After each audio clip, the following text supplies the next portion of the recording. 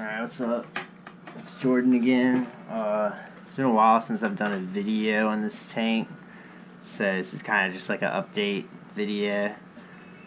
A lot of things have happened since the last one I made. Last time I made a video, I was actually living in like a whole nother place, so this has kind of evolved a little bit since the last one, but the coral and all is the same. I haven't bought any new coral. So mainly I got the hammer coral, star polyps, bunch of rose bulb anemones, and some blue mushrooms. As you can see, there's quite a bit of those now. I think in the last video I had green torch coral, a big Kenya tree coral.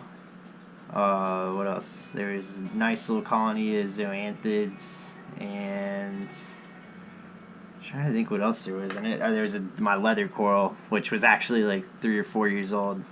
But I guess that'll lead me into my story. So what happened was my lease went up on my apartment, and I had to move my tank, and I did that without any trouble. I actually had to move it twice. I had to move it once to my parents' house and set it up again, and then wait like a month, and then move it here. And it did fine through that. I didn't lose anything. And then, so I live in Wilmington, and I'm sure everybody's probably heard of the Hurricane Florence event that happened not too long ago. But that kind of put a toll on my tank, because I had that wrasse and that shrimp too. And after that storm, we lost power for like 5 days or something like that, and my house actually flooded. So I had this tank without power for 5 days in flood water.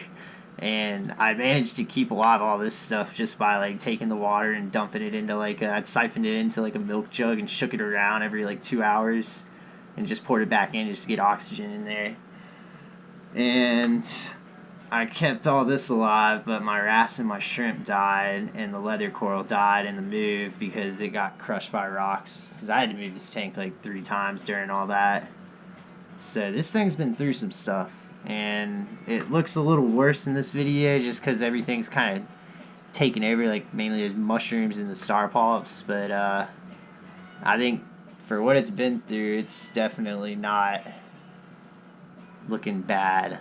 But anyways, like what I've been doing differently is I haven't really been testing the water as much. I was testing it like every day in that last video I made and logging it on Excel and stuff, which was really helping me out. It definitely made it look a lot better when I was doing it, but it was just a lot of work, and maybe one day I'll do that again. But for now I'm just doing water changes. I actually did like the first water change I've done in like a month yesterday, so the corals are all happy about that.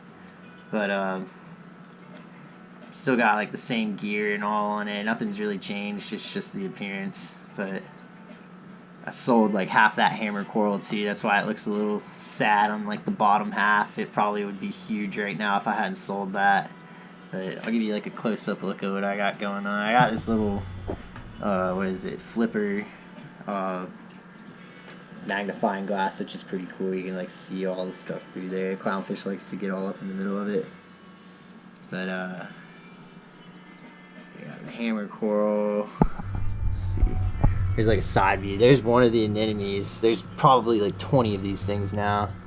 There's one that's like lodged himself up there in that little star polyp cluster.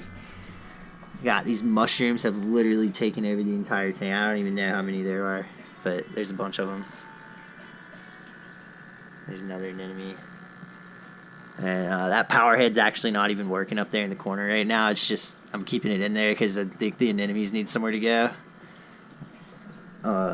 Because they're kind of getting run out by star polyps. But yeah, and then the zoanthid colony I had's right here, but it's not doing so hot right now. Hopefully it'll turn around. But it was covered up by some mushrooms for a little while. I just moved it the other day.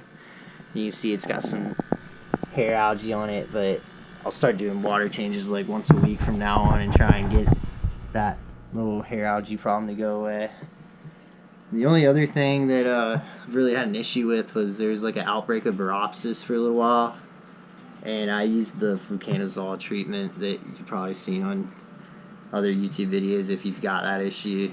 and it worked for me. I only dosed it like once with whatever they said. It was like some milligram per 10 gallons, and I did that once and took care of that. So life's been pretty easy with it. It's nice not getting new coral because I don't have to worry about anything like contaminating my tank. It's just the same old stuff.